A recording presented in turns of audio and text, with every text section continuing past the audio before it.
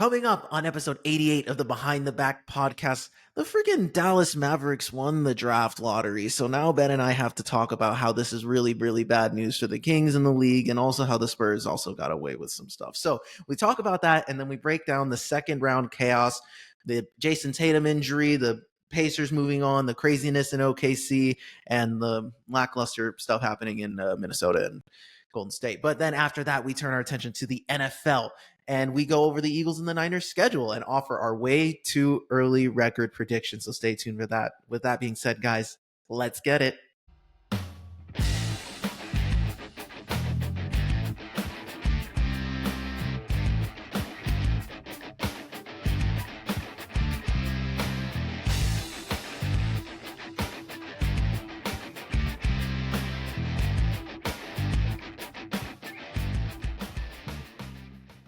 All right. Welcome back to another episode of the Behind the Back podcast. We are your hosts. I am Marcos Conan Negron, and beside me here, as always, is Ben, the Jet Retz. Jet, how are you, brother? I'm good, man. I got no complaints. How about you? Good. Another good week. You know, it's business as usual. Nothing major has happened on the, the day-to-day stuff. So, but plenty of news to talk about in the sports world, as we heard in the description below in the title. We referenced it. A lot of stuff, a lot of nonsense. We're going to start with the NBA. So, an event happened earlier this week before the Game 4 of the Celtics and Knicks, and just we're recording on May 14th, right after the Knicks-Celtics Game 5. And the NBA draft lottery came out, and they did, the whole 30-minute segment. And, first off, in terms of the presentation of it all, loved it. Nice, quick, easy, to the point. But the exciting part about this was the winners of the draft lottery. And just when you thought Nico Harrison couldn't have gotten any more lucky, the Dallas Mavericks win the NBA draft lottery with a 1.8% chance of winning. They originally were slated to have the 11th overall pick. That was where they were at, and they ended up jumping all the way up to the number 1 spot and win the Cooper Flagg sweepstakes. So when, Nico Harrison traded Luka, he ends up with Cooper Flagg. So what's your initial thoughts on the Mavericks being the winners of the draft lottery? The NBA are making it really hard at this point for fans to feel like this isn't rigged at this point, because that's wild to me. I saw this thing, dude, where like Anthony Davis was traded from New Orleans and they got the number 1 pick, right? Mm-hmm. And then he was there was like 2 more players that were traded, and then obviously one of them was Luka Doncic, was traded away from his team, and they landed the number 1 pick right after that. Mm-hmm. So it's like, essentially sell your best player to a random team and you land the first pick. It's like Adam Silver saying, do your thing. I'll make sure you're taken care of. Don't worry. You're in a large market. We'll get you figured out. Yeah. Wow. And not just the Mavericks landing number 1, but the Spurs landing number 2. That's crazy. No, the West got stronger. And for our, dear Sacramento Kings, this was probably the worst outcome given all the scenarios that we had after we traded De'Aaron Fox, and we're like, oh, the Spurs, yeah, they're going to be good next year. They'll have young pieces, but we felt like we could have competed with them. And now they're adding 2 picks in the lottery. They have the number 2 overall pick and the number 14 overall pick. And, the funny part was Zach Lowe did this thing where he was talking to Bill Simmons about, some of the numbers behind the scenes of the lottery. And apparently when it got down to the last ball that needed to be picked, and they said, had it landed on 7, it was going to be Dallas. Had it landed on 8, it was going to be San Antonio. If it landed on 9, the Sacramento Kings would have actually won the lottery. And then the Spurs, had it landed on, oh no, did I say Spurs at 8? There was another team that had 8. But if the Spurs had the number 12, number 12, and they had 3 out of the 14 remaining balls apparently in there. So the Spurs actually had the highest chance to win the number 1 overall pick once they left into the top 4, but they didn't come away with the number 1 pick. So that was an interesting little nugget too. But listen, like in terms of it being rigged and all, like I understand like why it feels that way, but at the same time, let's talk about the reason why the lottery has been different over the past 7 years is once they changed the rules to where the worst overall, the top three worst teams get an even 14% chance, that those teams with the worst records never win the number one overall pick. It hasn't happened yet. So the whole purpose of them doing this in the first place was to discourage tanking and, intentional tanking, I should say. And, due to things that were out of a lot of these teams' control, like for the Mavericks, it benefits a team to say, hey, you can take these kind of risks. And if it fails and you're a middling team, all of a sudden you have a higher chance of gaining a star player that could boost you to the next level. And then if you're a team like the Hornets who just never put together a good team, you're not going to get rewarded for it anymore for intentionally sucking. Or the Jazz, like the Jazz were just hurt all year, decided not to play guys. The second I saw the Utah Jazz co-owner on the seat, I was like, they're not going to win the number one pick. Like it was weird how it all happened. And, Philly ending up with the third overall pick too was a blessing for them too, because they had that pick fall into seventh. OKC would have gotten it. There was a lot in this draft lottery that kind of like what made it a little crazy. But listen, we can call it rigging, but I call it an extreme amount of luck that the Mavericks end up from Dirk Nowitzki to Luka Doncic to Cooper Flagg. They keep their white superstars, ready to go for Dallas, and the better player couldn't have fallen in their laps. So Well, and this one's made in America, so there's no tariffs attached. Exactly. So, and Cooper Flagg, I think he was surprised. I think people were, everyone was surprised, and it was an interesting experience. It sucks, from the Sacramento perspective. We're like, oh crap, these two teams that we kind of been jostling with these past couple years definitely took a step forward. And the Mavs don't have a clear picture even with Cooper, with Kyrie's injury and AD and Clay, they're older. Like, I think it's good for him to get that tutelage under those older guys. So, I think the Mavs are a good spot for him. And the Spurs, there was talks going into that the Spurs were potentially a Giannis destination because Giannis has expressed interest in exploring the open market, but has yet to officially request a trade. But Giannis is the name to look out for, and it's been the name that's been thrown around a lot. But the Spurs have been reported that they love Dylan Harper, that guard from Rutgers, and they want to pair him up with Fox and Castle. And you won't have to trade anybody, and you get that plus the 14th overall pick, which you could use to trade for someone else down the road. So the Spurs are they're set up. Yeah, they are. And that was kind of the situation they had to weigh, and they will probably still weigh whether they say they're 100% on Dylan Harper or not. You're essentially saying, would you rather have, really 6 to 10 years of success and setting yourself up with a nice team, or would you rather have 4 years of essentially it's championships plural or bust? And that's kind of the question you ask yourself if you're the Spurs, if you're trying to trade for a Giannis Antetokounmpo or you're trying to draft a Dylan like that. So immediately when I saw, the Spurs get the number 2 pick and then the Mavs get the number 1, I'm like, okay, Giannis is going to either the Mavericks or the Spurs. Yeah. Because to me, it made the most sense. You look at the Mavericks and it makes sense why they would draft, Cooper Flagg and go the whole, you can call it a rebuild, but really he's ready to go. Go the whole young player route.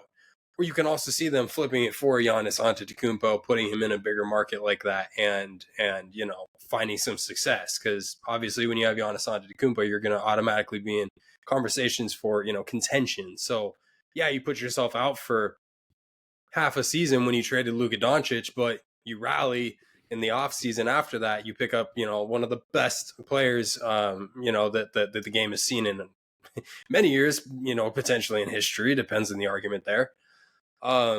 It's crazy, and then on San Antonio's side, they've got those options, and it's frustrating because now as Kings fans, Marcos, we talked about how frustrating it is that, Monty McNair was, granted the ability to trade De'Aaron Fox midseason.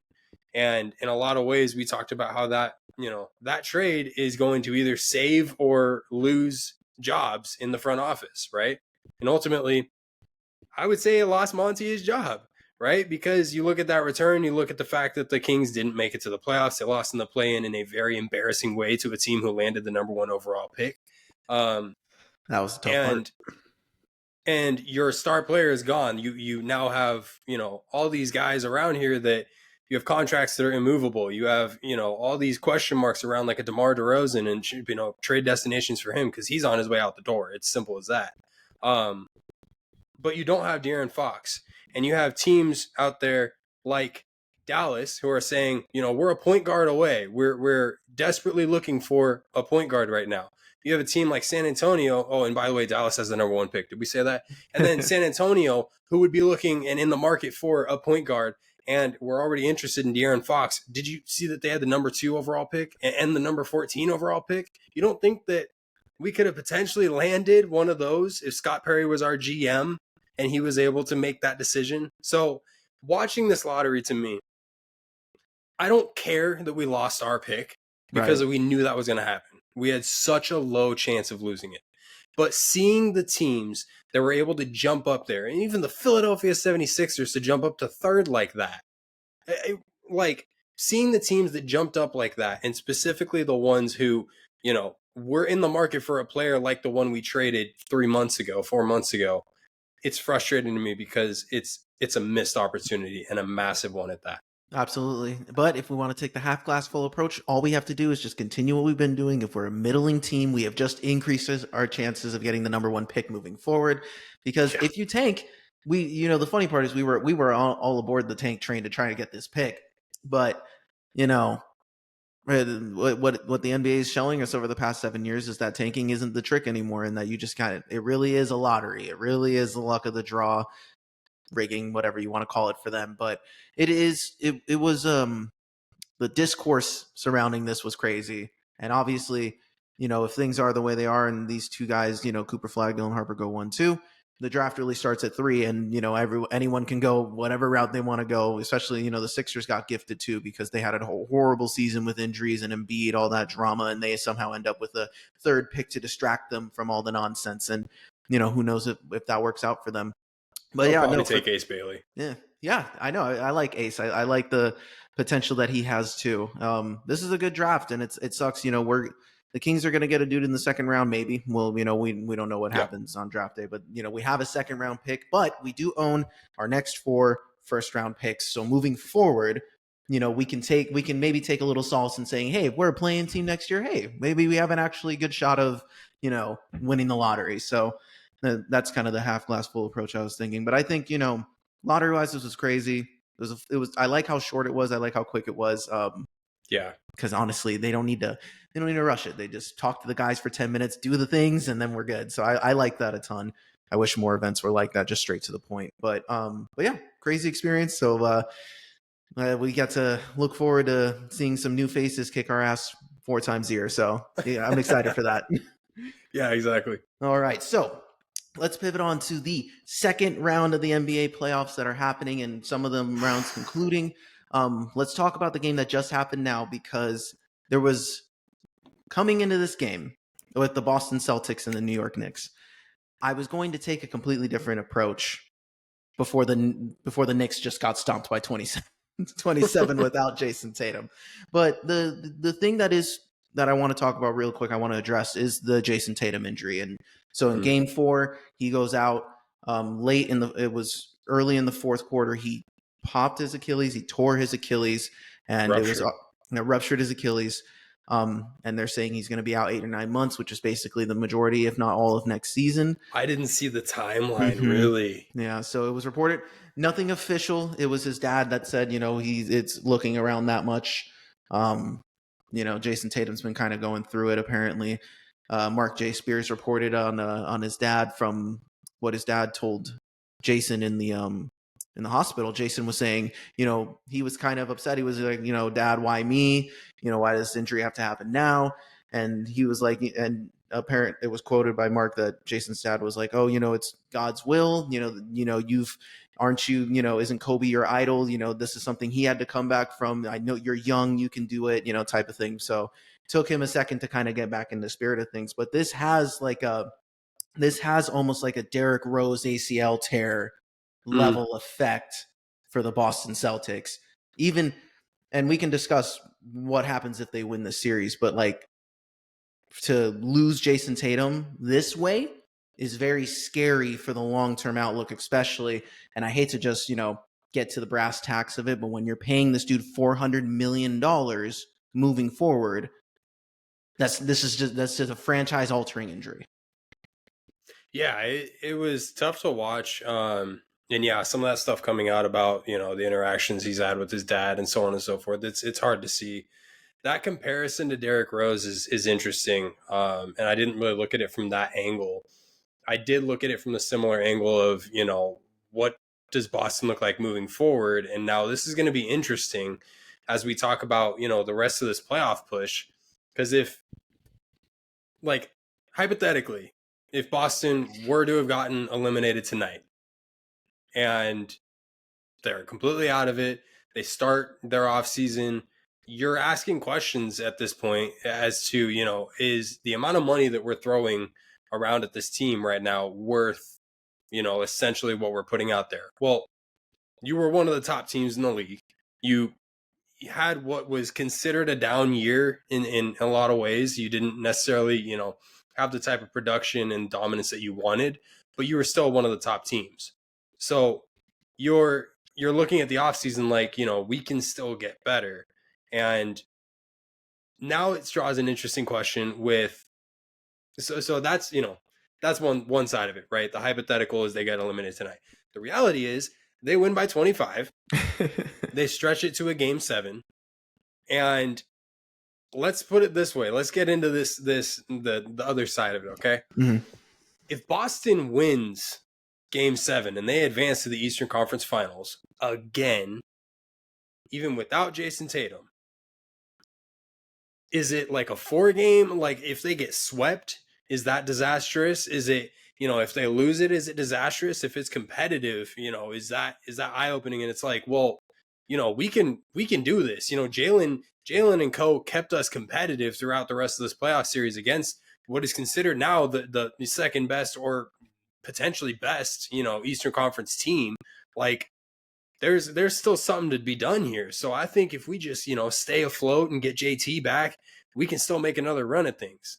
What is kind of going through your head when you're looking at this Boston series and this game 7 with the Knicks? Part of me thought, I think for the Knicks, I think by the end of this one, when it started getting away, I think they did kind of just pull the plug and say, hey, listen, now we saw what they're going to give us for game 7. So now let's just, we've won every game on the road. Let's take care of business on the road. I think they felt confident in that. Long term, I do agree that if, let's say Boston wins the series, Jalen and co pull out another huge win like they did, and their depth pieces help. Then the question is, okay, like you said, if they get swept by Indy, I think Indy is in the Eastern Conference Finals. To talk about that in a second. But if Boston goes to face them, I think I think Boston's the underdog, and I don't think that's that hot of a take anymore. But because they're missing JT, and so I do think that if Boston loses that series, it isn't like a catastrophic thing. I think it would be more impressive for them getting there despite, in the middle of the series losing Jayson Tatum versus, the other team having time to prepare. So, but yeah, the long-term outlook is and that's the problem, is how much, because this team is one of the few teams that's in the second apron of the luxury tax, and I'm not going to go into the nitty-gritty details about it. What this means is if they field the same roster next year with the money that they're currently paying, they're paying over the second apron, which means they're going to be paying a huge tax for going over that much spending. And the thought process about the new NBA is if you don't have a championship caliber team, do not waste your money and take the penalty. Otherwise, you're never going to be able to build your team. So when you have a championship level team, you say, screw it, we're going to go all in. We have the money. Let's just send it. We're going to make money, playoff money, revenue, all that stuff, and it'll fix itself a little bit. But for the Celtics, now they're going to have to live in that reality of, can this roster hang on? Can they not get hurt without JT? Are they going to be able to fill the void well enough to potentially plan for a JT return? And then if he does return from an Achilles, how good is he going to be? How quick are we going to see Jayson Tatum get back to the form that he's going to get into? And if they rush him back into, not rush him, but if his first actions, April or March, late in the season, where things are already up to the 10th level, it'll be interesting to see what they decide to do, or if they just say, screw it, you're going to sit this year. We're going to trade Jaylen and rebuild around you, and see what happens where we can save money. It's going to be this is a franchise altering moment for the Celtics, because this can go so many ways. And I'm pretty sure everyone thought the season was ending tonight. So the fact that this possibility remains is going to be a huge talking point until it's over for them. Yeah, I mean, if Boston pulls out this game against the Knicks, it'd be huge. It really would. So let's get into that real quick before we move on. It's in Madison Square Garden. It's Game 7. We love Game 7s, and I've got to say, before I give my prediction, Madison Square Garden has been bumping during the playoffs. Like, when the Knicks are good, when the Knicks are in the playoffs, basketball is so much better. And, I wish I could say the same with the Kings. Obviously, it is the case, but the Kings are never in the playoffs. So we don't really get that sample size. But Knicks and Celtics, Game 7, I've got the New York Knicks finding a way to get the job done. I think it'll be a pretty handily and sound win for them. I think this Game 6 was a learning lesson for the Knicks, not necessarily in Game 6s or anything like that, but just a learning lesson as to how the Celtics are planning to attack the Knicks without a Jayson Tatum. And so a lot of ways, this was kind of the, sit back in your chair and watch what happens around you kind of thing. And if, we can sneak out a dub, awesome. Otherwise, we know their plan of attack and we can game plan around that. So I'm looking at the New York Knicks and how they strategize to take down the Celtics in Game 7. Yeah, I think the Knicks should win this game. It will be disappointing if they don't. I think, the Knicks have, their guys are healthy. Everyone's, they're pushing through. They made this a series when everyone wrote them off early. And they've been in control this whole time. So I do think, even when they were down 20, they still played their brand of basketball. They've never gone away from that. And I do think that's something that, for the NBA, I think that's the preferred matchup for the New York Knicks to move on and play the Pacers. I think that's the best product that you want to see. So yeah, I have the Knicks. I think that they're going to rally and pull it together for one more game. I think by the end of this one, Jalen Brunson and Cat were in foul trouble by the fourth quarter. They had 5 fouls already going into it. So it was I think it kind of felt like, okay, how much do we want to exert, knowing that we're probably not pulling it out this time? So yeah, I think the Knicks are ready to go in Game 7. It's gonna be a fun time. I'm excited for it. Yes, sir. All right, so the Pacers and the Cavs. So Tyrese Halliburton continues to own the Cavs and sends them home with a wave. All that fun stuff, all the aura he's farming throughout these playoffs have been crazy. It hurts. Listen, it's one of those things where I think when we talk about, again, we referenced this last week. It was the injuries. The Cavs were playing hurt the whole time. It's no excuse. The Cavs were up 19 in 3 of these games that they lost. So the Cavs, for portions of this series, were in control. But then when it mattered most, the Pacers just kicked their teeth in. They feel like, out of every team, and maybe we can argue a team in the West that we can talk about, but this Pacers team feels like a team of destiny. It feels like everything that needs to work for them works for them. When they need a big bucket, it's going in. When they need a huge stop, it's happening. And when they need guys on the other team to get hurt, that's happening too. So it's one of those things where everything's kind of falling in place for the Pacers. But they're also, the Brian Windhorst and his group over at ESPN, they were talking about how in the last 40 games of the season, the Pacers were at a 59 win pace. They were playing like one of the best teams in the NBA going into the playoffs. So I think, again, we kind of just wrote this team off, but in the playoffs, if you're healthy, you have the best chance. And that's what the playoffs have turned into over the past 5 years. And I have a take on that here in a little bit, but I think that everything's falling in place for Indiana.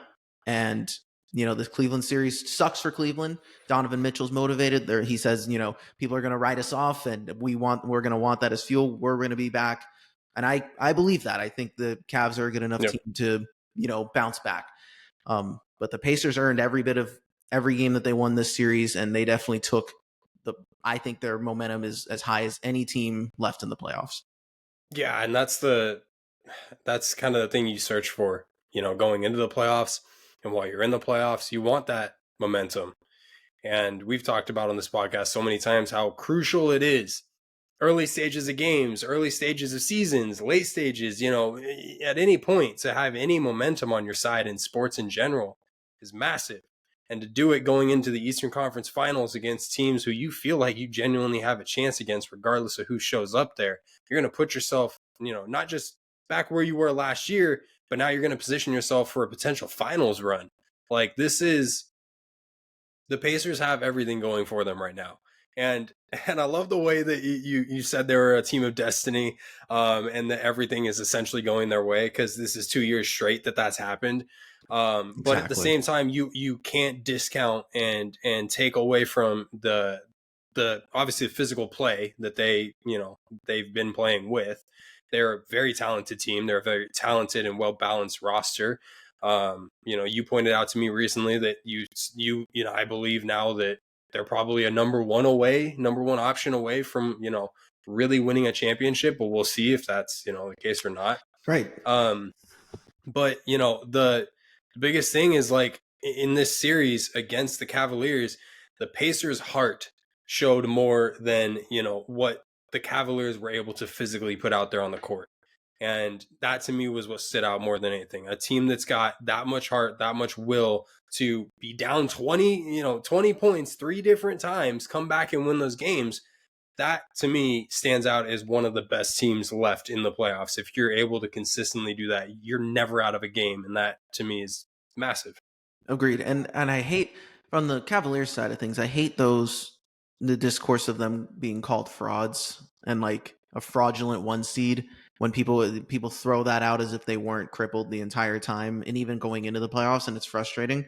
I think that it's going to be really easy to overlook the Cavs next year, and they're going to be right back here, right in a good spot. But that will be the question that's followed this team for the past couple of years: is can these guys stay healthy?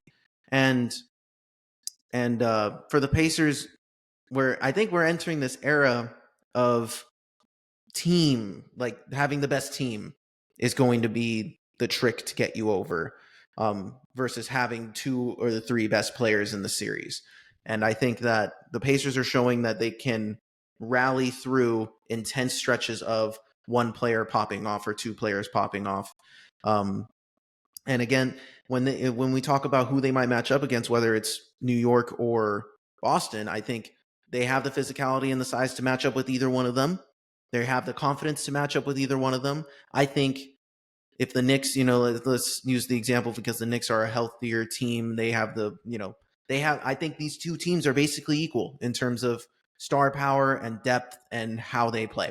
And I think that would be a really interesting series for both of those teams. And it would be interesting to see. I think the Pacers, like, they have juice, and I got to give them the respect. I got to give Halliburton his respect for carrying this team and doing things the right way. And, it's one of those things where, looking at it now, the Pacers' success has been largely because of Tyrese Halliburton and his ability to make this team better. And, that's one of those things that, sucks as a fan who lost that player to have to now witness, especially when the Kings and the Pacers took a semi-equal kind of gamble on win now success.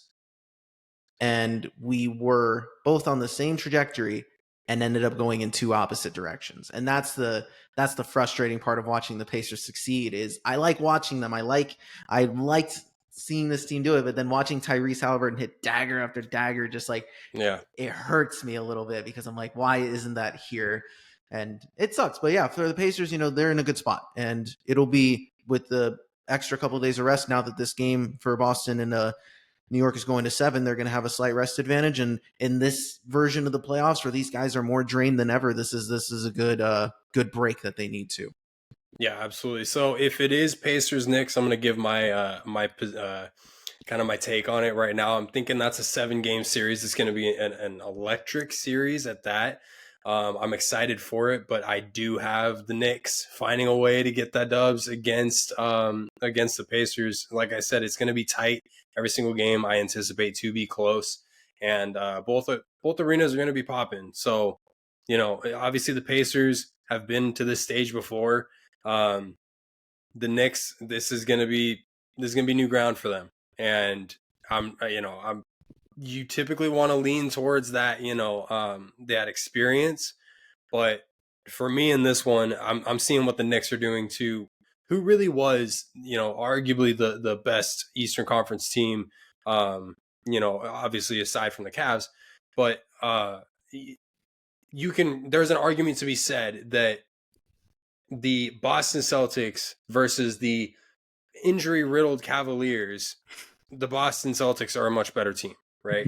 And especially from that experience standpoint, and what the Knicks were able to do against Boston throughout the series to me stood out, and that's why I would take them in a 7-game series against the Pacers. Yeah, and I think I don't want to fall off of the take I just had where I call the Pacers a team of destiny and then say that they're going to lose, because I think there's a part of the Knicks fan base that almost feels the same way.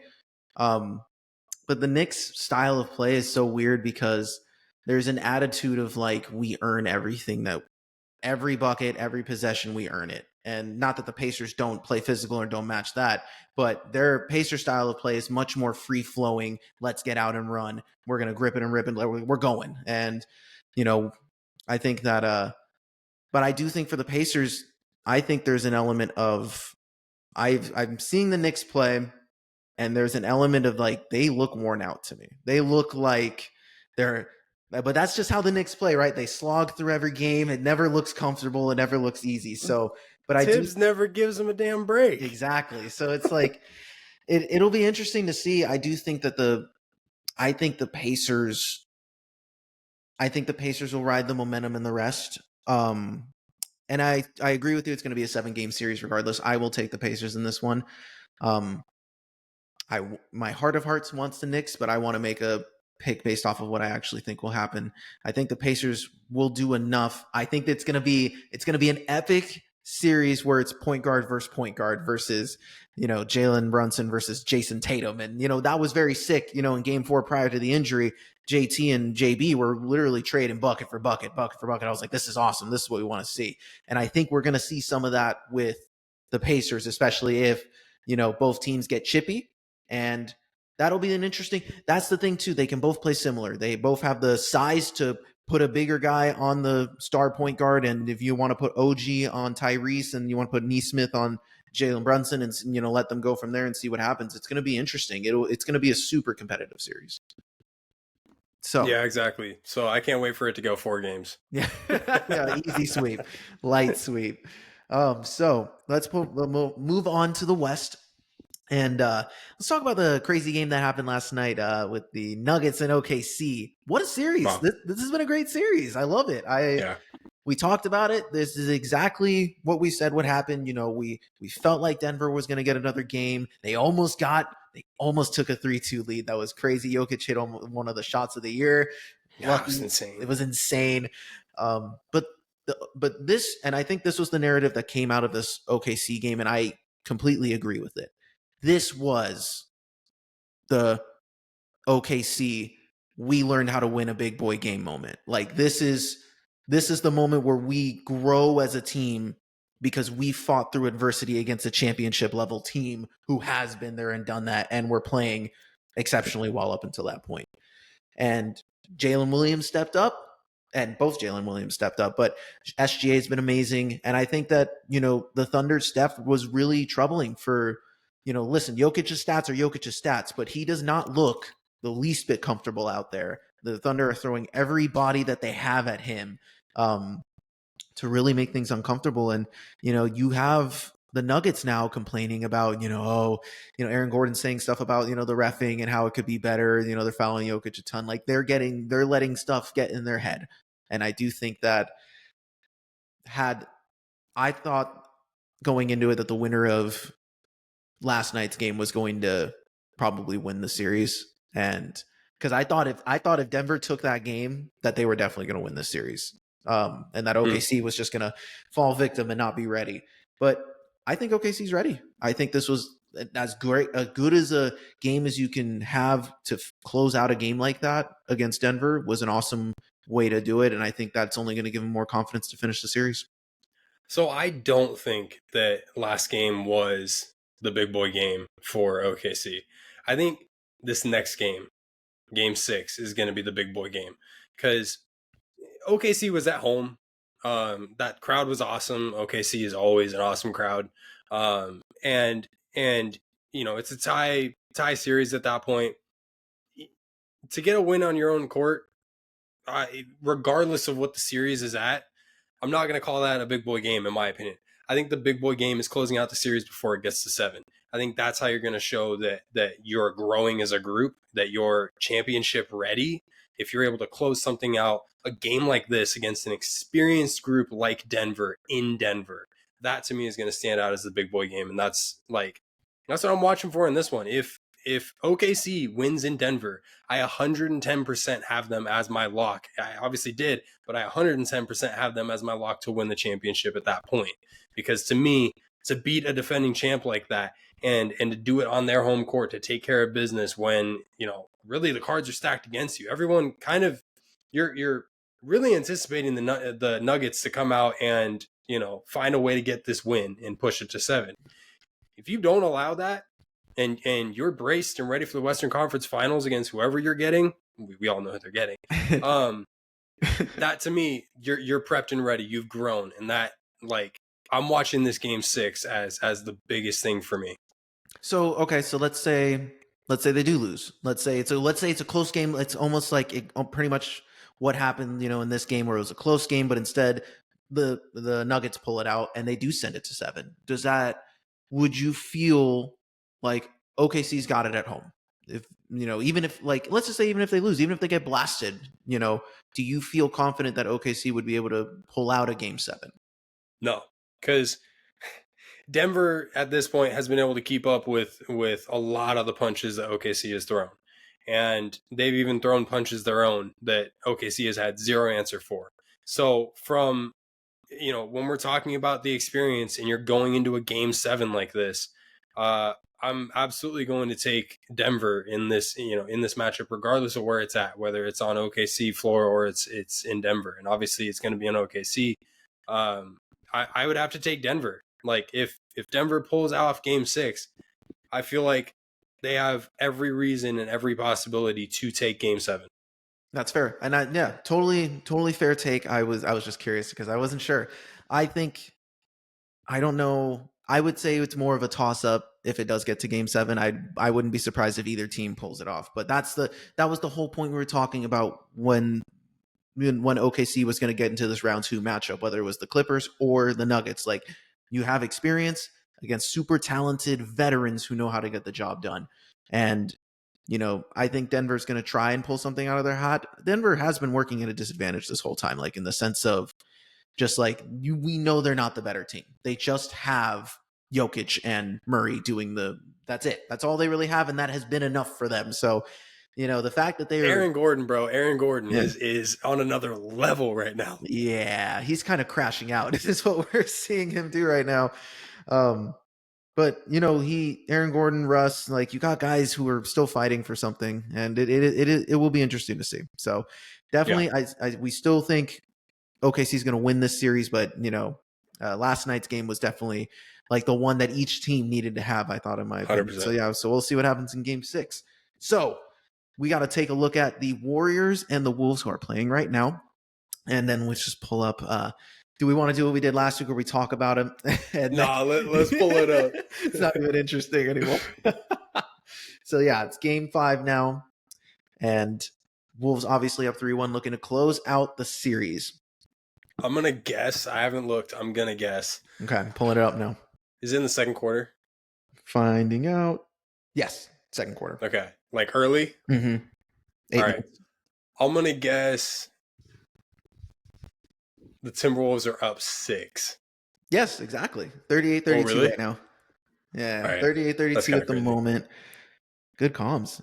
Yeah, it looks like so far Buddy Healed, 1 of 6. Doesn't look like a good Buddy game's Of loading. course. Julius Randle's playing well. He's been killing it all series. Podziemski has 7. Butler has 6.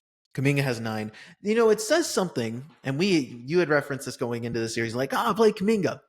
And after Steph went out, they decided to play Kuminga. And there's been a lot of stuff that's come out on Kuminga on why Steve Kerr doesn't play Kuminga or didn't really want to play Kuminga. But he's left with no other choice. So Kuminga it's saying something when Kuminga is the only one who can generate consistent offense in this series for the Warriors.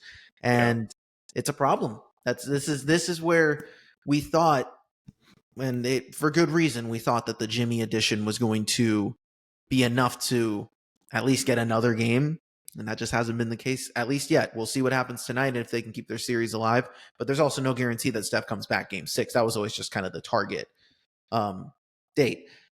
But the Warriors obviously need this or it's over. And, I don't think it feels like going into the playoffs, it was all about, Warriors have to win it because they went in on Jimmy Butler and Steph's here. You got to maximize it. But then the second Steph went out, it almost just feels like the playoffs were already over for them. And, for the Wolves, Ant finally woke up. And Julius Randle has been playing out of his mind too. So Julius Randle is not typically known for his playoff performance. So this is a good trend for him and something that the Wolves desperately need, especially if they move on to face the winner of OKC and Denver. They need both of those guys popping off in order to win these games. But Wolves have taken care of business. So far, so good for the Wolves. And what do you think? You'll be able to close it out tonight? Yeah, I think they'll close it out tonight. And if not, then it'll be tomorrow or the next game. But, the thing for me that stood out is, and it was the thing I was concerned with the most, is there's just such a lack of experience on the bench for the Warriors. And at this level, playing against a team like Minnesota, who is deep, and obviously does have playoff experience with this group, this doesn't surprise me, and I can't remember exactly what I said for, how many games I expect it to go. You said Wolves in 6. So yeah, I said Wolves in 6, and then I think after the pod I ended up changing outside of the podcast. I said it was Wolves in 5. I feel good about Wolves in 5 or 6 because at this point, there's absolutely no way in my eyes that the Warriors come back and rattle off 3 straight wins to steal the series. I don't see it happening. This team isn't. They have to get to game 6 just to get Curry back. Let's say they get to game 6, they get Curry back. Well, Curry's fresh off an injury. He's going to have a little bit of rust to shake off, even though he's only been out for, a week and a half at that point, or a week. It's still, you're not able to necessarily go run around and get your shots up and do X, Y, or Z. Like, the physical nature of playoff basketball is that much more intense. And so for a guy who then it's sat out for a week straight, it's gonna have implications on him. So I don't have faith in that Warriors team. I love to see it, to be honest with you. I don't want to see the Warriors win another title. I've seen enough of them win titles in my lifetime, so I'm perfectly fine with this. Yeah, no, and regardless of, let's say, the Wolves move on and the Thunder move on, it will be a very interesting Final Four where none of those teams have won a title in a very long time, or for some not at all. So it'll be a very cool experience to see. This would be the next because last year it was kind of the next generation of JT or Luka, like, Tatum and Brown or Luka, who's going to win this thing. And this year it's going to be, Shea versus Tyrese, Shea versus Jalen Brunson, or Anthony Edwards versus. So it's going to be, the changing of the guard type title. Passing of the torch. So yeah, it's going to be very cool. And listen, it just adds to the fact for the 7th straight year, there will not be a repeat title, repeat champion. Love it. So this just, it really does. The NBA is in a good spot where it does feel like it's every other year. But I did have this one playoff take, and I listened to Zach Lowe and Bill Simmons talk about it. But I want to echo their sentiments because I've kind of felt this way too. And they're talking about, the fact that the playoffs have turned into whoever stays the most healthy wins. And with all these stars going out in the playoffs, because during the regular season they're playing so many games in a congested period, and then it only gets more congested when you go into the playoffs. You're getting less rest. You get less rest in round 2 than you do in round 1, and by then these guys are already drained when they're going to 7-game series. So I'm on the board. I'm on board with the option of, what if we dumbed the regular season down to like 70 games, just so there's a guarantee of more rest for the playoffs, and then you run, less of a risk of the guys. Listen, anybody who steps on an NBA court at any time can get hurt doing absolutely anything at any time. I'm not saying like they're, but to limit the chance of having injuries, to give guys more rest, you improve their health, which improves the quality of the product that we're seeing. Because let's face it, like, I love the physicality of the playoffs, but you're watching these guys who are just freaking drained. Like it's not as you're not seeing the full level of their abilities because they're hampered by just being worn out at this point. And I think that with the league shifting to more athletic, more spread, if they want to embrace this route, they can't run the same level of games anymore, where half of the games in the 80s were just guys standing and throwing the ball into the post and letting the big man do everything. So I do think because of all these injuries that we've seen over just the past few playoffs alone, where the champion, their path to get there was pretty light. And I do think it takes away from the product. And it's probably not something that's going to happen anytime soon. They're probably going to do an NBA expansion before they worry about the schedule. But I think it is something that, over the next few years, I want to pay attention to see if they actually would explore dumbing down the amount of games. Well, and see, for me, before I'd eliminate games from the 82 season schedule, I would rather extend the season and eliminate back-to-backs. Like, that's what I would rather see happen first. Get rid of the back-to-backs, extend the season by 3 weeks, or however much it needs to be. The off seasons, that's the problem too, is like, then the argument is, well, is the off season long enough at that point? And you can argue it's not, right? I don't know about shortening. Maybe it's a mixture of both. Maybe it's, maybe it's a 75 game season. Exactly. And you eliminate half the back-to-backs, because there's a lot of teams out there, look at the Sacramento Kings, who are playing, 13 back-to-backs on a season. And that's wild. Like, that's not cool. And you're having teams who are playing 4 games in 7-day stretches. Right. That's wild. And now you're wondering why, in the playoffs, the Knicks are getting exhausted. Obviously, Tibbs is playing his guys 48 minutes, right? You got Jayson Tatum, who's played really all season long at an extremely high level, and then he's getting exhausted, in the second round when it's, every other night schedule. So it is tough. It wears on you. It draws questions as to, what the league can do to fix it. Because I agree. The way that the league is going, guys are only getting more athletic. They're getting more skilled. Like, you would never see, if you saw Anthony Edwards in basketball in the 70s or 80s, like, he's the GOAT at that point. Really, I'm honest, because he's doing stuff that people wouldn't have seen, and obviously, yes, I'm not taking away from what the legends did. Legends were absolutely legendary, but I'm saying the athleticism is something that would be off the charts and insane back in the day. And this is a totally different ballgame now. So I think the league does need to do something. This is something that should be explored, but it won't be anytime soon. Yeah, that's the hard part too, is like, okay, yeah, if you limit the games, then what does that do for, then when we start looking at like all-time stats and stuff, or even stats during a season, there will be like, oh, they averaged this much, and then there'll be the parentheses in 70 games, versus, right. And then it'll be like, here was the 82 game pace type of stuff, and then all-time numbers for guys just entering the league. They won't play as many games, so then they won't get as many points, things like that, whatever. But like, those are just semantics. I think the question for the league is going to be, how many of these guys need to go down? How many of these top level guys need to go down before the league decides, hey, okay, let's shorten the season now? And it probably won't come down to, it probably won't happen until like an NBA finals is featuring 2 teams who are crippled. And that'll be I don't know. I don't know when that'll happen, but that's just something I've thought about, especially when I've seen these injuries over the years. And when I hear, Bill Simmons and Zach Lowe talk about it, I'm like, I agree with these guys, like, wholeheartedly. So just something I thought I'd bring up. All right, so we are going to pivot on. I think that's enough NBA talk. So we're going to see, how these games conclude, and by the time we link up next week with you guys, round 3's already started with the Western and Eastern Conference Finals most likely, and we will break that down and see who ends up on top there. But for now, we're going to pivot to the NFL.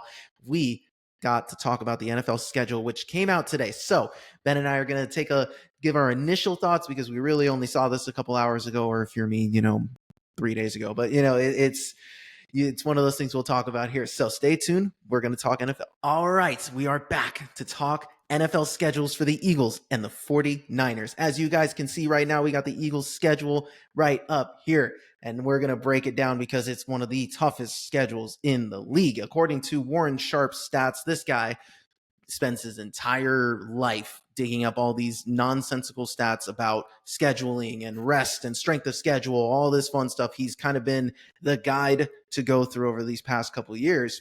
And the funny part about the NFL schedule release was, and I know you were definitely having some frustrations with it, was all the games that we got before this schedule release came out. They were leaked like crazy. Whole schedules were released before today, just a few hours before this even happened.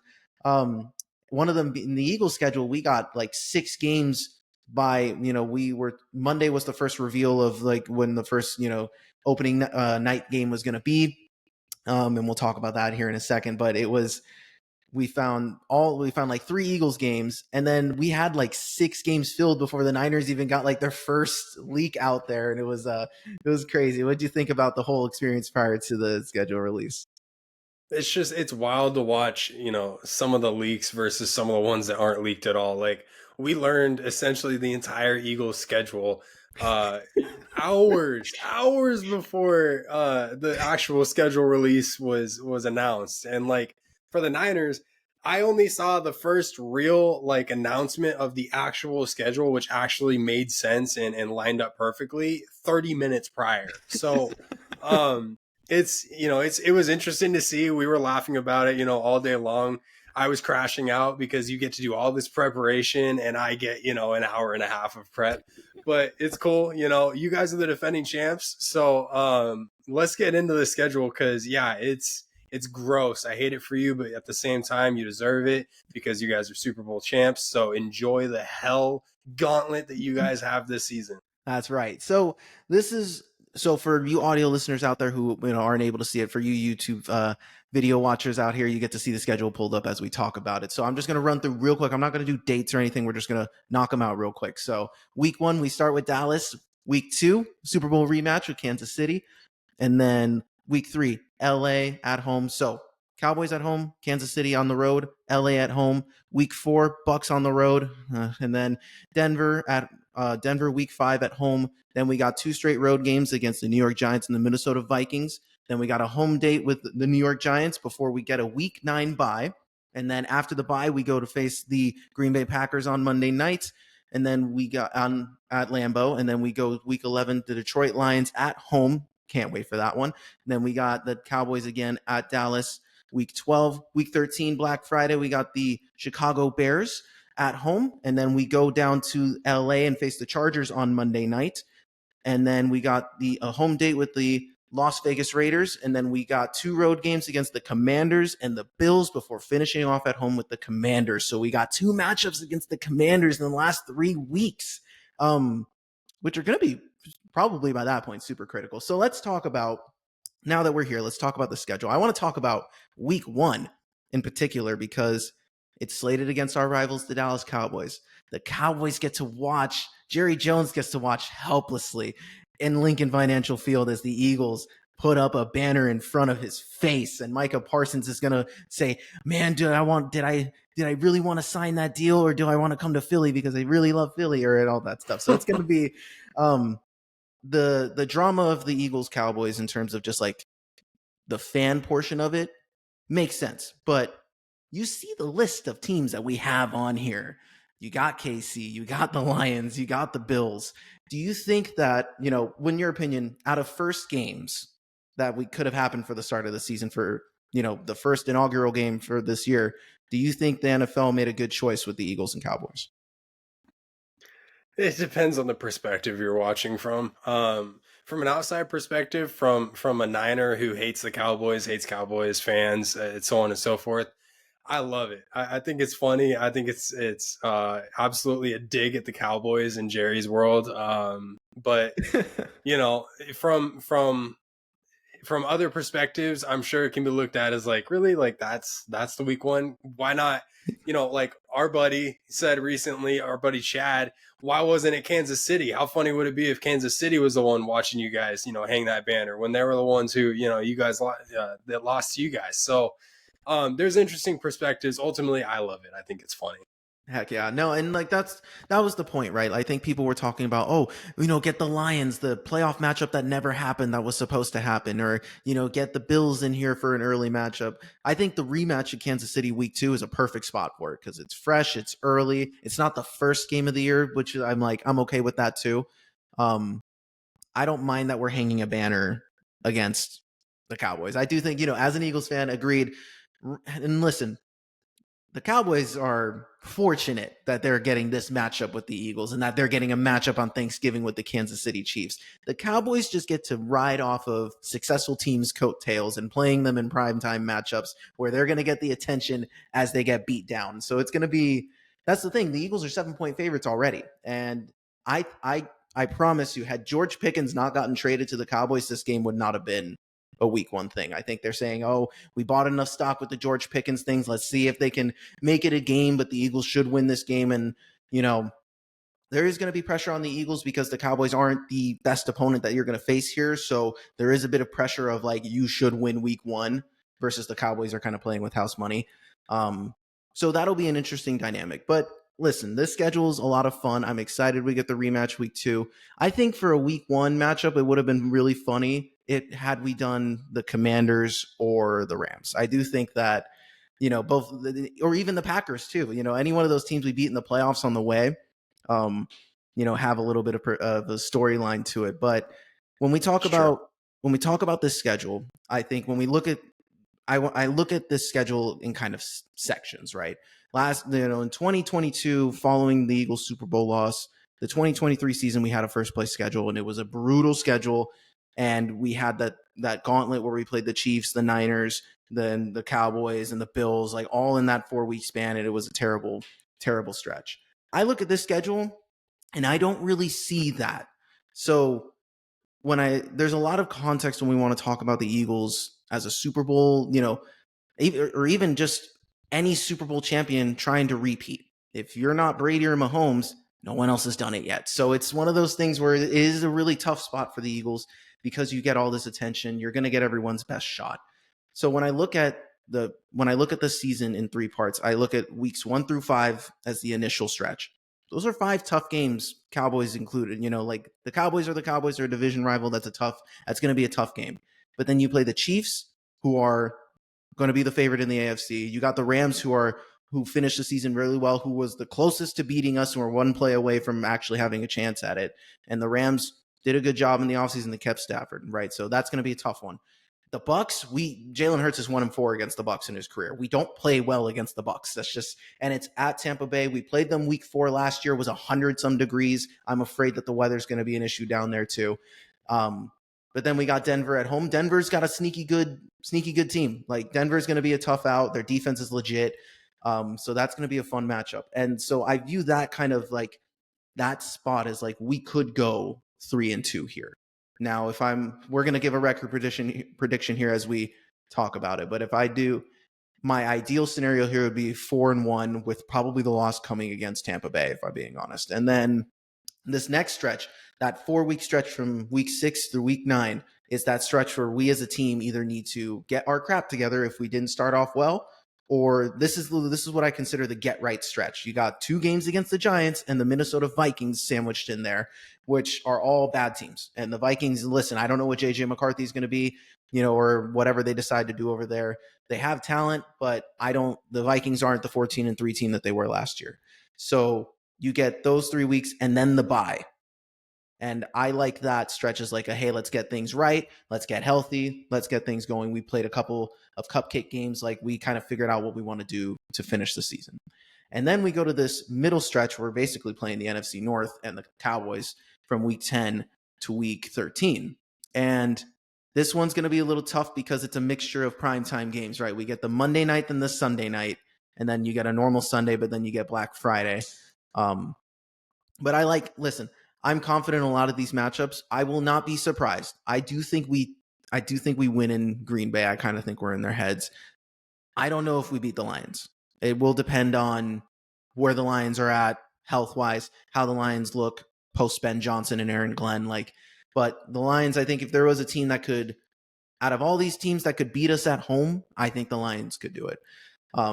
So when I'm realistically looking at the schedule, I'm not going to say we're winning every game because that's just not going to happen. But so, I look at that stretch and I fear the Lions the most in that stretch.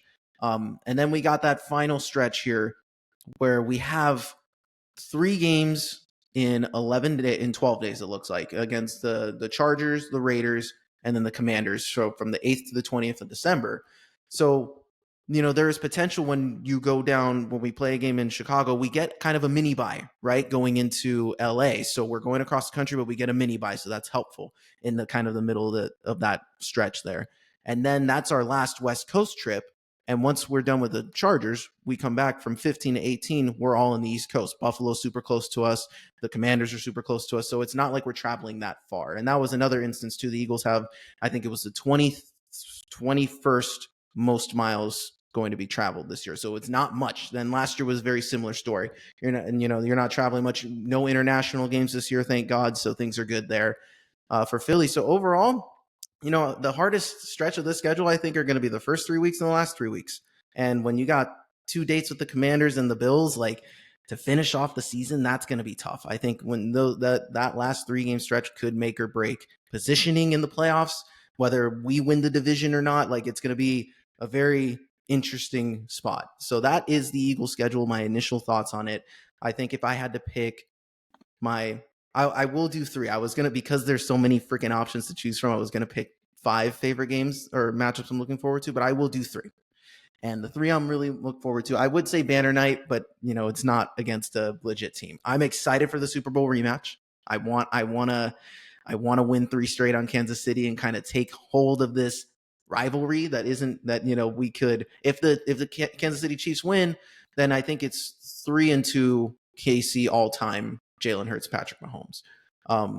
But in the past 4 meetings, the Eagles are 3-1, so, or would be 3-1. So that's kind of what I'm really excited for. And then I'm really excited for, God, there's so many good games, dude. I'm excited for the Lions because I want to see the Eagles take on the Lions. That was the playoff matchup that the NFL didn't get last year. That should have been the NFC Championship, man. Yeah. And so I think that would be it's going to be a crazy matchup against 2 teams who play very similarly. Yeah. And then it has to be, and I want to say the Bills. I think I do, because I feel like picking a division opponent. Picking a division opponent feels too easy. I do think that week 18 or week 16 against the Commanders are going to be one of the most intriguing matchups. But when it's that late in the season, I have no clue what's going to happen. I have no clue who gets hurt or what the teams are going to look like, or if if one of our teams fall off. Are those games going to matter? That's going to be the weirdest part about that. Is will those games matter? But I do think that the Bills would be my 3rd, because I want Jalen Hurts to continue his undefeated streak against the Buffalo Bills. Buffalo Bills are the Eagles are the only team that Josh Allen has not beaten, which I thought was an interesting stat. And the Chargers are an interesting matchup because Jalen has never beaten the Chargers. Yeah, something like that. It was like I think the Chargers were the only team Jalen hasn't beat yet either. So it's going to be, there's a lot of cool ones, but I would say the Chiefs, the Lions, and the Bills would be the 3 most exciting matchups to look out for as an Eagles fan. I like those picks. I'm not surprised that our BTB 3rd team from last year, the Chargers, aren't on your list necessarily, but I definitely thought, those 2 games with Washington in the last 3 weeks, I thought for sure that would be on your list, only because the implications of what the season's gonna be boiling down to. Obviously, at that point, Washington's going to be well established into their new pieces, and especially my boy Debo over there. So for me, like if I was highlighting 3 games, I absolutely have Detroit on there. I don't think I have Kansas City on there just because of that absolute ass whooping that I watched in the Super Bowl. I got everything I needed out of that game. I'm good. The rematch is gonna be fun, but for me, like I have that Rams game circled more than I would the Chiefs game, because the Rams are going to be an interesting team this year, and obviously we'll talk about them. But I have that game circled as a fun one with you guys. I love the Detroit matchup because I wanted that in the NFC Championship, and ultimately, like, just anticipating how Washington is going to stack up this year with their schedule versus the Eagles' schedule, and just the projected wins. Like, these last 2 games in week 16 and 18 are going to most likely be the deciders for the division, and at the very least could be positioning for playoffs. So I think that to me is really where I have that circled, and that's 2 matchups. So it's gonna be fun, man. I am interested, in this. We're gonna do more of the schedule talk. We have some leftovers. We need to pull, more stats that we can find, but we also need to look into our divisions as well. And one thing I did notice is that the Commanders have the last international game this season. So it's the latest international game. I think it's in Spain. So it's not like it's still in Europe. So you're still traveling across the way. So I do wonder, for the first time for that team, that group, to go overseas together in the middle of the season and then have to come back. And that's the same thing with the rematch with Kansas City. Is Kansas City is doing what the Eagles did last year, and they're playing in Brazil prior to coming back in week 2. So I feel even better about that week 2 matchup, because Kansas City, when the Eagles talked about playing in Brazil, they're like, it felt like a season of its own. And like, that was tough enough as it was. So I do think that KC, dealing with that international travel, the international games are going to play bigger factors than I think, we think about and it's going to get easier as the years go on, as they play more and more games like we have been. But I think that that'll be something to monitor, is how Washington recovers when they come back overseas. And that's going to be in the smack dab in the middle of the season. And I wonder if like they hit a little bit of a losing stretch because they're still recouping from the trip type of thing. But we'll break that down more later. But yeah, I think, the Rams matchup I thought about, because, I think that the Rams presented the biggest challenge to Philly on the way to the Super Bowl. But yeah, no, it'll be good. So if I had to do a way too early pick, and we're gonna lock down final picks by the time we when the preseason comes around, when we do our divisions and everything. But let's say, we'll do a way too early record prediction. And worst case scenario, I'm going to do the same thing as last year. It was 12-5. I think that, to expect this team to go 14-3 against all these teams that we have on here is a little bit unrealistic. I don't care how good your roster is. I think, when it comes to repeating, and we watched Kansas City do it, the regular season kind of takes a back seat when once you taste that Super Bowl and you're ready and you're gearing up to just go do it again. You kind of just want to take care of business each and every week and try to ramp up until the playoffs happen. So I don't think the Eagles are going to have it every single week. I do like that the week 9 bye is in the middle of the season. I think that's going to help a ton. But yeah, 12-5, best case scenario, 14-3 again. But I don't see that's going to be our range.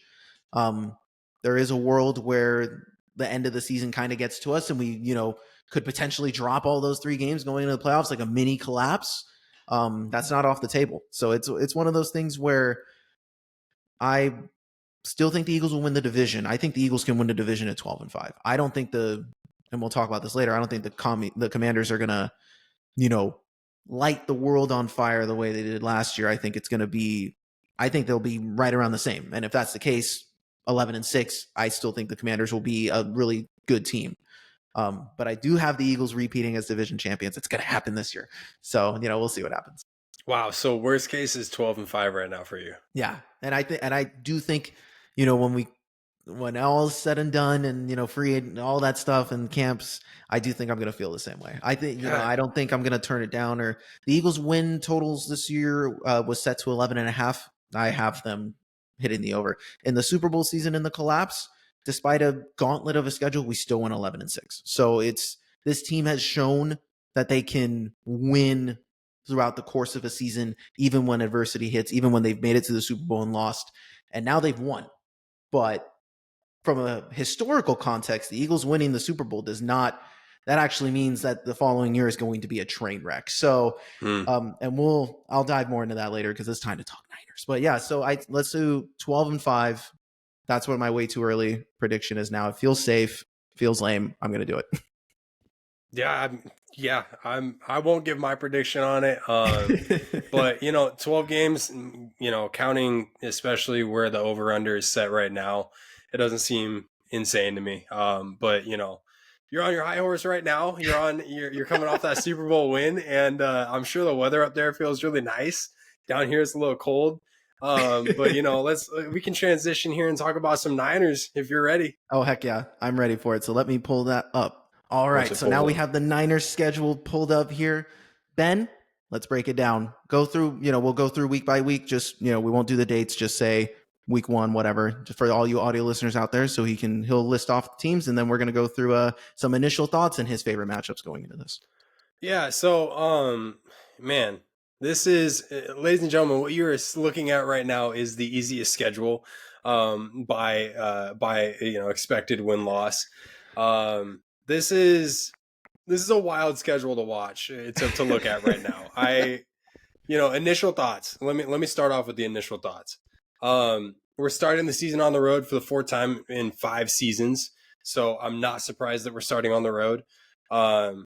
We also, we start on the road, yeah, absolutely, but we're also on a little road trip. You're in Seattle, and then you go to New Orleans, so you're not seeing your home field until week 3.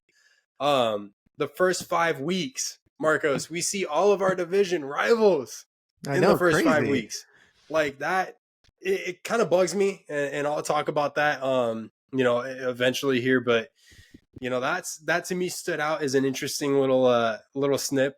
And then 6 of the first 9 games are on the road, all of which are two game road trips. So. You don't necessarily just hit the road for 1 game and then come home. Nah, you're on the road for, 2 weeks, and then you're back home for, 1, and then it's back on the road for 2 weeks. So the first 9 games of the season are going to be really interesting to kind of see how this team, plays out in away stadiums. But the Niners, once again, are playing, at least 5 primetime football games for the 4th consecutive season. So it just proves that the NFL likes, what the Niners are putting out there is in terms of, a product on display, even in, without considering last year. Obviously, last year was kind of a collapse of its own with all the injuries and everything else, right? But the NFL and NFL fans like to watch the 49ers and or watch the 49ers lose. So nonetheless, they're going to be putting them once again 5 times on the prime time window. So let's kind of go week by week here. So we'll start week 1 in Seattle. This is already fun because Seattle, I mean, Marcos, this rivalry goes back, right? And this rivalry is something that hits deep for both parties, for both teams. San Francisco opens the season against Seattle for the 3rd time in the series history, and for the first time since 2011. And in 2011, the Niners won that matchup 33-17. The Niners are 23-31 all time against the Seahawks. Thank you, Russ, for a lot of that, including an 11-17 record on the road. So the Niners traditionally do not do well in Lumen Field. They're looking for their 4th consecutive victory, however, in Lumen Field, which would mark the longest road winning streak against the Seahawks in the series history. So, wow. I'm looking forward to that game. I think it's going to be fun. It's going to be tough because that team is, while they have new pieces, obviously with Cooper Kupp and obviously with Sam Darnold there, this is a team that is not going to be a pushover. And every single year you can always count on the Seahawks being a competitive ball club.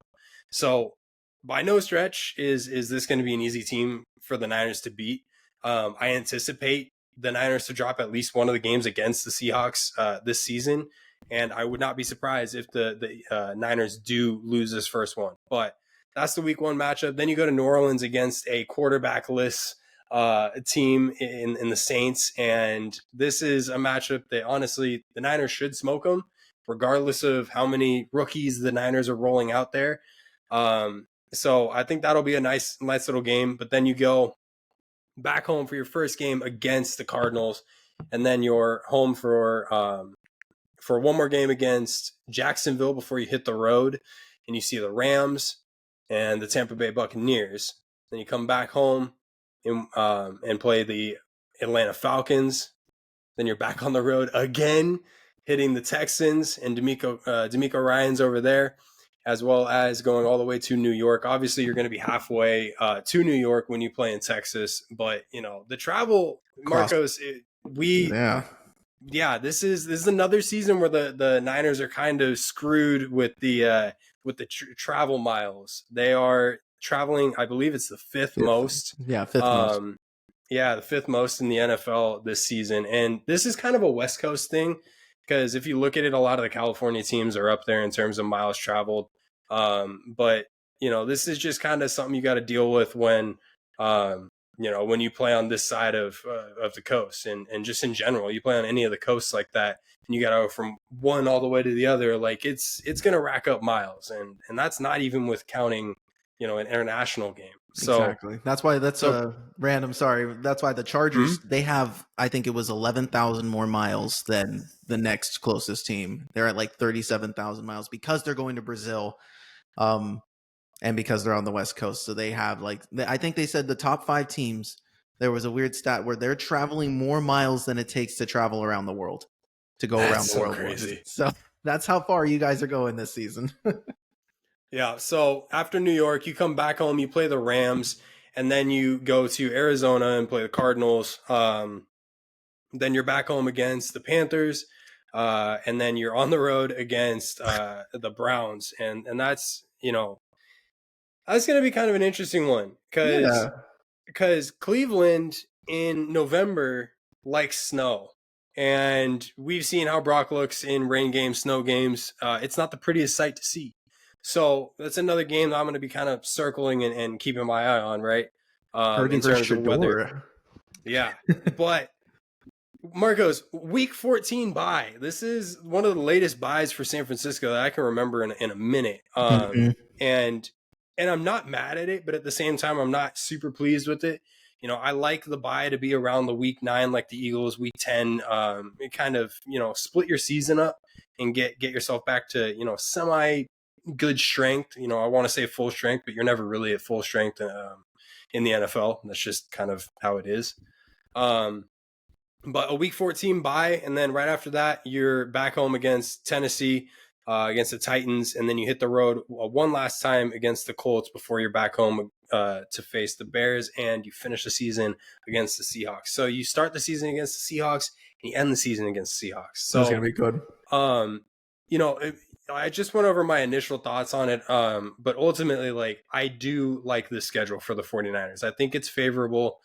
But one thing that I need to, kind of get out there for anybody who's interested to hear it is, while this is, yes, a favorable schedule for the 49ers, this doesn't mean that the Niners are 100% a lock for, a Super Bowl victory or anything like that. They can position themselves very well. But the thing is, you're not going to, what's concerning to me is how battle tested is this 49ers group going to be when you hit the playoffs and you see some of these teams who, like the Eagles, would have gone through a gauntlet, right? Or like X, Y, or Z team who had to go through a lot of these battle-tested games throughout the season to get to this point. How battle-tested are the 49ers going to be, come the first round of the playoffs when they're, it's win or go home? And how ready are you for a team that's, actually a playoff fit? So that's something for me that I'm kind of keeping my eye on. And if I'm being honest, my goal for this season isn't to win the Super Bowl. Obviously it's going to be a goal, win the Super Bowl. Hell yeah, let's go.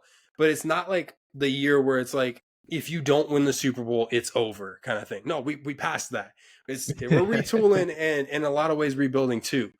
And this is step one of that retool rebuild. Next year is going to be, step two of that. So after next year is when I anticipate the windows to kind of open back up and get a better feel for what this group is going to look like for years to come. This year, in a lot of ways, is excellent schedule-wise because it gives these young players that we just picked up in the draft and, a lot of room for error, right? And it also gives Kyle Shanahan a little bit of a pillow to, let these guys make that error and then, recognize, well, I'm still up, 22 points or whatever. I'll keep him in the ball game or I'll keep him in my lineup or whatever, right? And I'll keep moving forward with this guy. It's not going to be one of those Ronnie Bell moments where he never sees the field again after he does this mistake, right? Right. So, so that's my biggest takeaway from the schedule right now, and I'll get into kind of my, the matchups I'm looking for the most and most excited for, but ultimately, I just wanted to kind of put it out there that like this schedule is favorable, but it doesn't mean that the Niners are a lock for a Super Bowl by any stretch. This is in a lot of ways a group that needs a lot of molding together.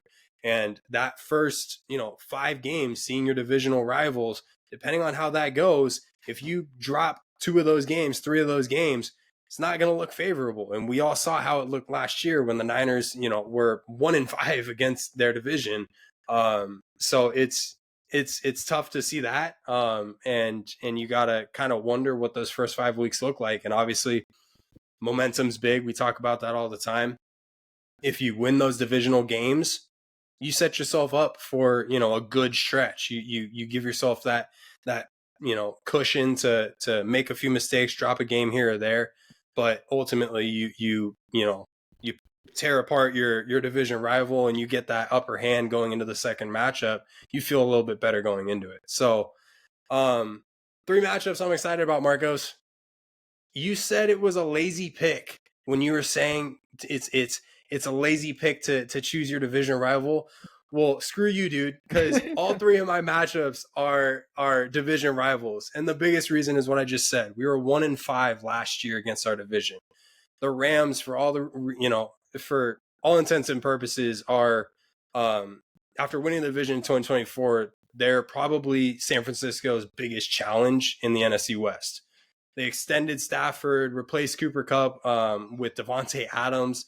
They've retooled in a way that plots them to be similar in terms of a team build to last year.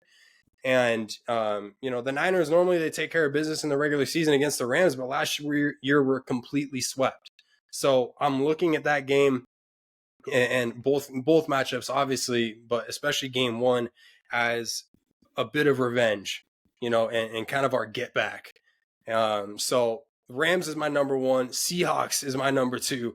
San Francisco opens the season, like I said, against Seattle. And this is, I think if you're able to go into Lumen Field and get that dub, I think it's going to be massive. It's, like I said, it's going to be their 4th consecutive victory there. That'll, get on their nerves. It'll be the first time in Seahawks series history that would be the, ever happen. Right. So that would be a fun one to watch happen. My 3rd one is the Cardinals because I hate the Cardinals.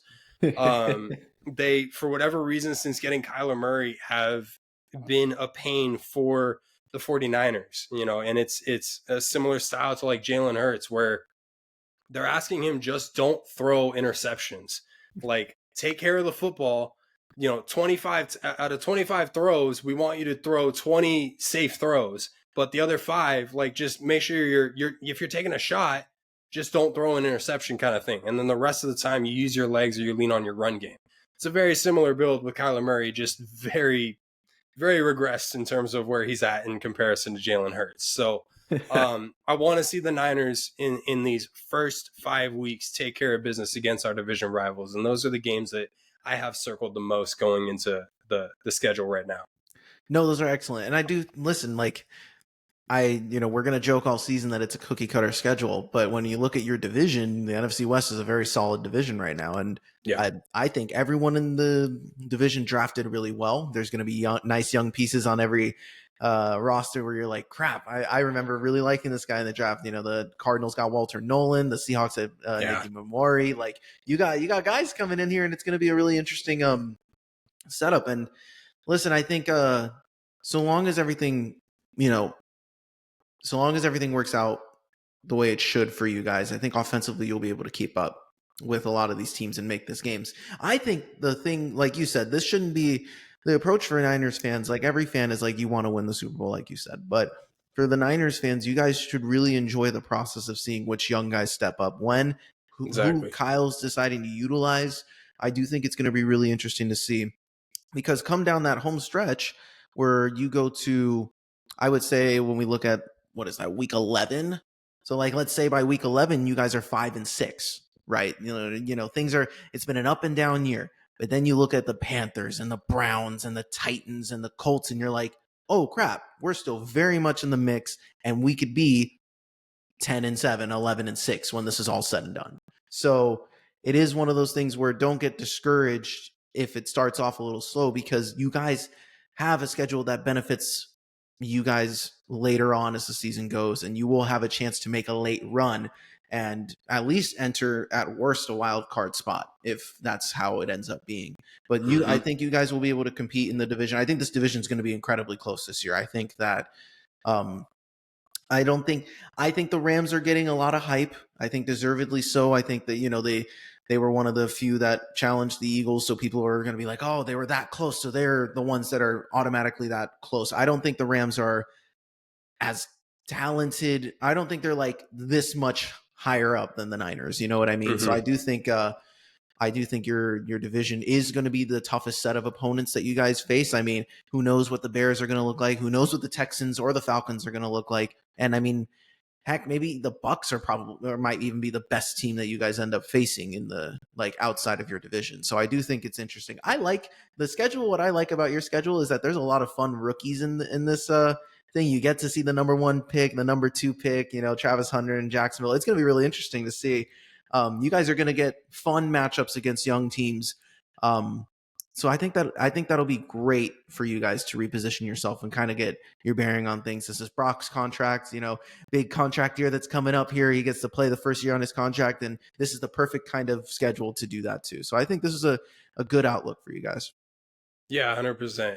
And as far as like battle tested, like I said, you don't see many of those, but you do have your sprinklings, and you can say that the Rams are a battle test. You can argue that Houston is a battle test. You can say that Tampa is a battle test if you're an Eagles fan, right? There's teams out there, even the Jaguars, like they were really just ripped apart in 2024 by injuries. They've got a new coaching staff. They got Travis Hunter, number 2 overall pick this year. They have the second best odds in the AFC South. Offensive line is poor, but healthy Trevor Lawrence throwing to Brian Thomas, Travis Hunter paired with proper play calling can hide some of those offensive line issues. So depending on how quickly Liam Cohen gets his team moving and grooving, like the Jags can be competitive this year. So there's teams, even the Bears, right? Like there's teams out there that they're going to throw a test at the 49ers. And ultimately, like how this team kind of stands up to that is going to, in my eyes, open, or rather how this plays out is going to open my eyes to who's going to stick around for this team. Because there's a lot of young guys on this team now, and it's a trend that I've been asking for. I want the young guys in the building. I want Kyle to actually lean on these young guys more. I want him to have faith in those guys. And especially with the D-line and how much you've built that D-line in this draft, with Alfred Collins, especially like I'm looking at those guys and I'm thinking if you're not leaning on them throughout this easier schedule to make those mistakes and learn from those mistakes, then you're never going to be able to lean on them because this is the time to do it kind of thing. So yeah. If I had to give my way too early, over under and kind of my record prediction, it's tough. I think I'm going to go 17-0 because I feel really good about the schedule.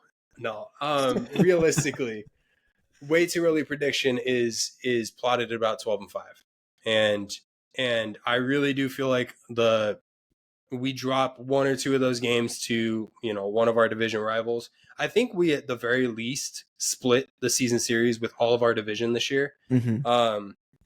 But yeah, I think we drop, a game to the division rivals, and we probably drop a game against like a Houston or or even potentially like, a sneaky game against the Bears, right? Yeah, Games exactly. that I'm kind of looking at in terms of like, a weather is like, you go to New York in November. What's the weather going to look like there, right? You Mm-hmm. go to Tampa in week 6, October. It could still be hot there. I mean, you just talked about how it was like 109 there last year when you guys It was played. crazy. Yeah, and that Yeah. was week 4. So weather in, rain games in Santa Clara and rain in general is not something that Brock Purdy, is good at. He struggles with that because of his size, because of his hand size, So weather is going to be something I need to keep an eye on. And to me is a lot of the reason why, I'm going to say like a 12-5 feels way too early and about right. But yeah, that's where I'm at right now. I love that. Realistically, it's possible because we play that game of like pick, okay, show me where your losses are going to be. And it's tough. Like I could only imagine a loss like maybe the Bears if things are going for them right for them. And yeah, like you said, the Texans, maybe the Falcons if Penix ends up being something, but you don't know. That's the thing. So like there's very few teams you're playing that you're like, okay, this is a competitive team that we know for sure will give us an issue. So no, I think 12-5 is a good fair guess for now, and we'll see how that ends up turning out, and we'll see if you end up changing your tune come preseason time. I probably will. All right, guys. So that was the NFL schedules for the Eagles and the Niners coming up. We got a lot of, more stuff to break down. We got to talk about how we think our teams are going to do. We still have more additions coming our way. We're going to, and, OTAs are going to come up here in just a few weeks. So we're going to have a lot of stuff to talk about. But did you have, Ben, any final thoughts before we head out here? We're gonna do a deeper dive into the schedule this week and into our division rival schedules as well. So stay tuned for more information on that next week. But for me, like I got a lot of this info pretty last minute. I didn't have the time to prepare, right? Yeah. And we're recording, 3 hours after the schedule dropped, and basically 3.5 hours since I saw the Niners schedule drop. So this is a very early thoughts kind of thing. I would just say if you're tuning in now and you're thinking there's a lack of information from one side or the other, tune in next week because that's where we're going to have a little bit more, especially on my side of things with the 49ers. So that's kind of the final thought I wanted to get out. No, I thought you did great. There was a ton of info there. That's the problem, though. Like you said, they did the schedule release like at 5, and we're like, why do it so late? Like, yeah, seriously, get it done. Let everyone. It's not like you're televising it. Yeah, and they already. The weird part is that, and that's the part with like all the leaks and stuff. That was the annoying part too. Like, I get it. Yeah. Like, it's cool to like tease a game or two, but by the time 5 o'clock came around, I knew the whole schedule. So that was something that I'm like, what was the whole point of doing that? But yeah, no. So it was it'll be interesting to see what more comes out of it. Yeah, we're going to deep dive and definitely take a look at, what's to come, what to expect, more things that we're like, oh, this might have changed my opinion last week if I knew this. Mm-hmm. And, we'll see rest disadvantages and stuff once all that gets calculated, what that looks like for us. So, we'll stay tuned with us. We got a lot of, we're still keeping up with the playoff content and stuff like that. So, and if any news comes out of the Kings camp, we'll be first to hop on that too. So we'll keep you guys posted. But with that being said, this was episode 88 of the Behind the Back podcast. You can hit us up at behindthebackpod13@gmail.com. For all you guys watching on video, the links to our socials are right up above here. For all you audio listeners out there, the links to the descriptions are down below. Please give us a like, subscribe, rate, review, follow the show. Please give us your comments on if you're a Mavs fan, how hyped are you? If you're a Kings fan, how pissed are you? If you are an Eagles fan, how confident are you that the Eagles will be able to repeat with this schedule? The Niners, do you guys think you'll be able to bounce back? There's a lot to talk about. Please give us your takes down below. We appreciate it as we grow with you guys each and every single week. And I know we emphasize it every time, but please hit that like button. It really helps the algorithm figure everything out and gets us out there. And we would appreciate all the help we can get because we want to grow into something special with you guys. So with that being said, I am Marcos Conenegro, and beside me here as always is Ben the Jet Brett. All right, y'all. We love you. We will talk to you next week. Peace.